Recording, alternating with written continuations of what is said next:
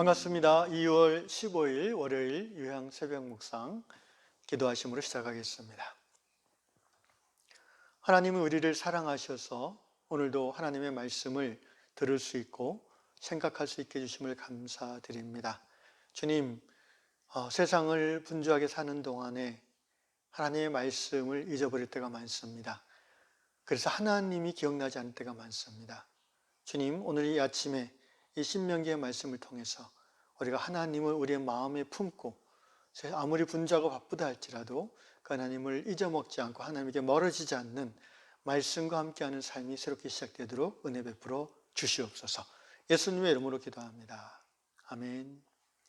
찬송가 199장 나의 사랑하는 책.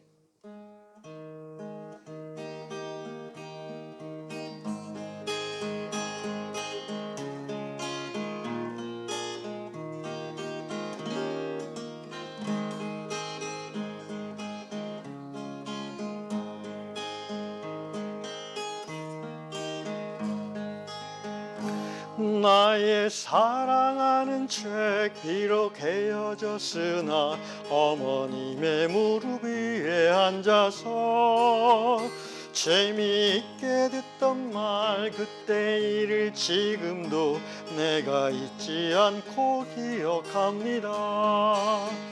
귀하고 귀하다 우리 어머니가 들려주시던 재미있게 듣던 말 그때 중에 있으니 이 성경심이 사랑합니다. 옛날 용맹스럽던 다니엘의 경험과 유대 임금 다윗 왕의 역사와 주의 선지 엘리야 병거 타고 하늘에 올라가던 일을 기억합니다. 귀하고 귀하다 우리 어머니가 들려주시던 재미있게 듣던 말 이 책 중에 있으니 이 성경심이 사랑합니다. 예수 세상 계실 때 많은 고생하시고 십자가에 달려 죽임당하니 어머니가 읽으며 눈물 많이 흘린 거 지금까지 내가 기억합니다.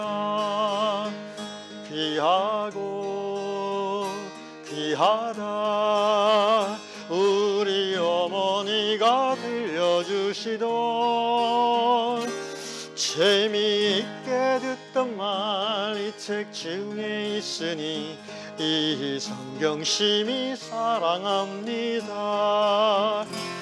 그때 일은 지나고 나의 눈에 화나오 어머니의 말씀 기억하면서 야도 시시때때로 성경 말씀 읽으며 주의 뜻을 따라 살려 합니다.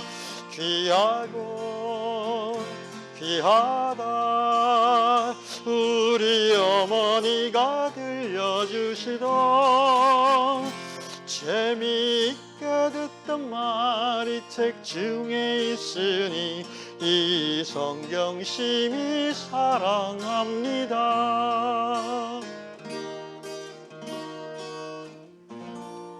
하나님께서 오늘 우리에게 주시는 말씀 신명기 6장 6절로 9절 말씀을 읽도록 하겠습니다. 오늘 내가 네게 명하는 이 말씀을 너는 마음에 새기고 내 자녀에게 부지런히 가르치며 집에 앉았을 때이든지 길을 갈 때이든지 누워있을 때이든지 일어날 때이든지 이 말씀을 강론할 것이며 너는 또 그것을 내 손목에 메어 기호를 삼으며 내 미간에 붙여 표로 삼고 또 내 집 문설주와 바깥문에 기록할지니라. 아멘. 오늘 다락방 예화의 로르나 아마 자매님 같은데 이름이 자매님이 이제 영국 스코틀랜드에서 이제 직장 생활하는 분 같아요. 젊은 분 같은데 이분이 이제 직장 생활 스트레스가 엄청 심해져서 그럴 때 자기가 어떻게 그것을 극복해 나가는가 방법을 써놨습니다. 자기 사무실 그 책상에 컴퓨터를 재부팅 한다고 합니다. 그리고 재부팅 하려면 이제 암호를 재설정해야 되는데 이미 설정해놓은 암호를 다시 치다 보면 그 암호가 자신이 좋아하는 성경 구절로 되어 있다는 거예요.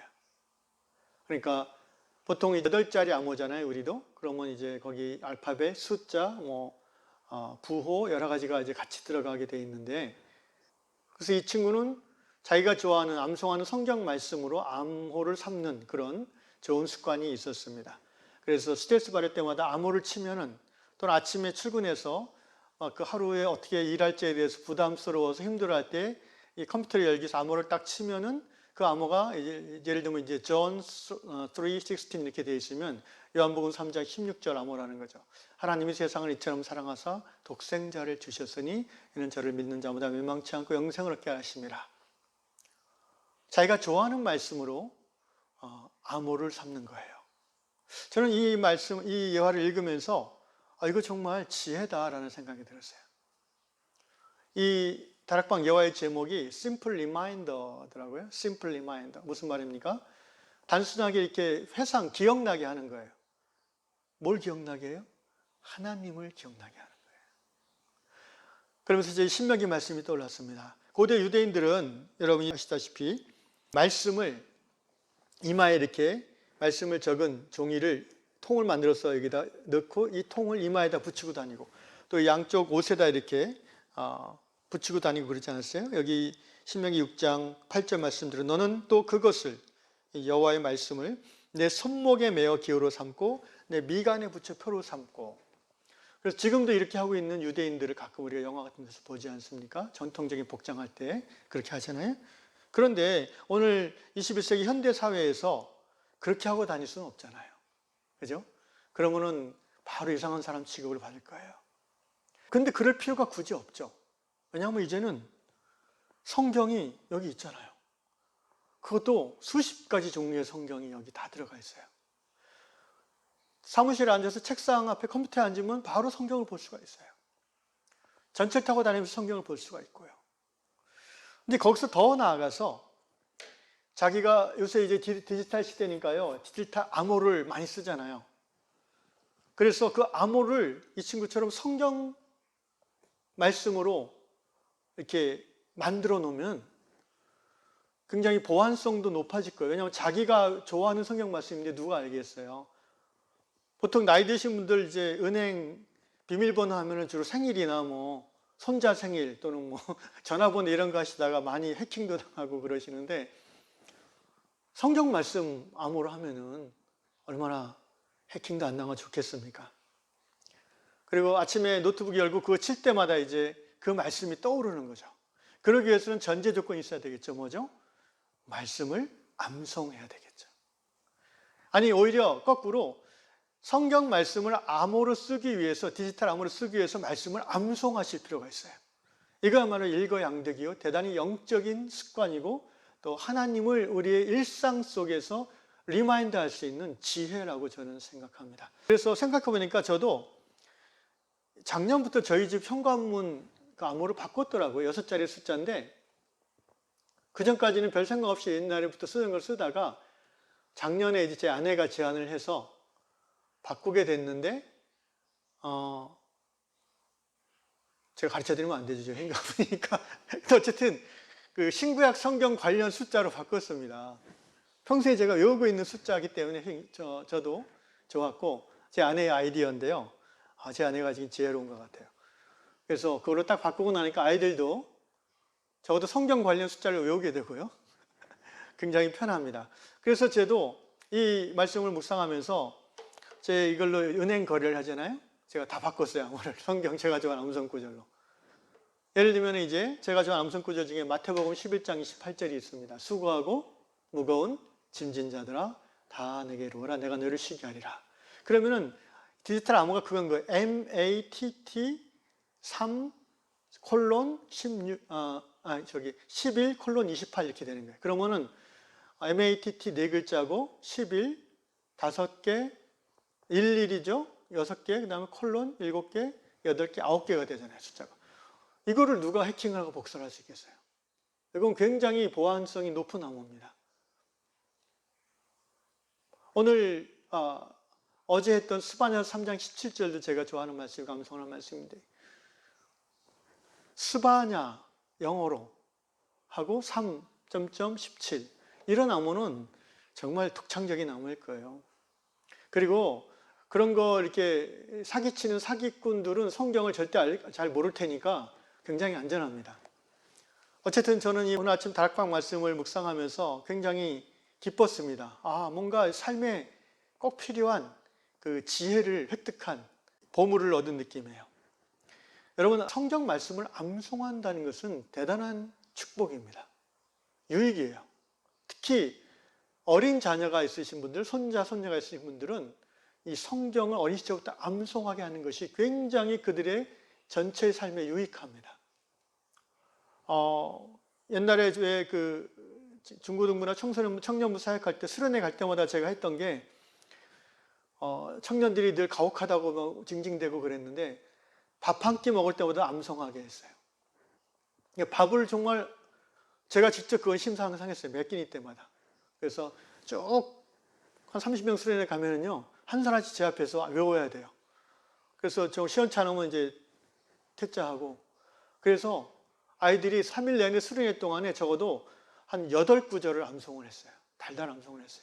그리고 마지막 수련회 끝나기 전에는 한꺼번에 암송한 거를 이제 테스트하고,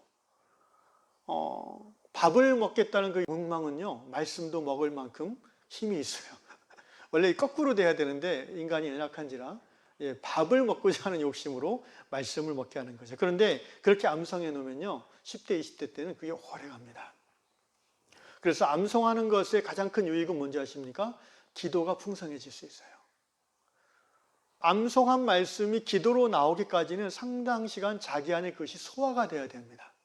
여러분, 기도를 깊고 또 시간 가는 줄 모르고 기도하는 분들의 특징은 암송을 많이 해요. 성경을 많이 알아요.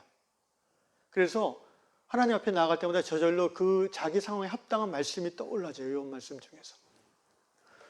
옛날 얘기지만 1992년에 제가 신학대학원 시험을 봤는데 그때 기본 암송 구절이 350개인가 그랬어요, 여러분. 그때는 정말 지겨웠어요, 외우는 게. 근데 암송 구절을 해서 점수를 1점이라도 잃으면은 이건 치명적이에요. 왜냐하면 그거는 점수 주려고 나오는 시험 문제거든요. 누구든지 노력만 하면 되는 거거든요.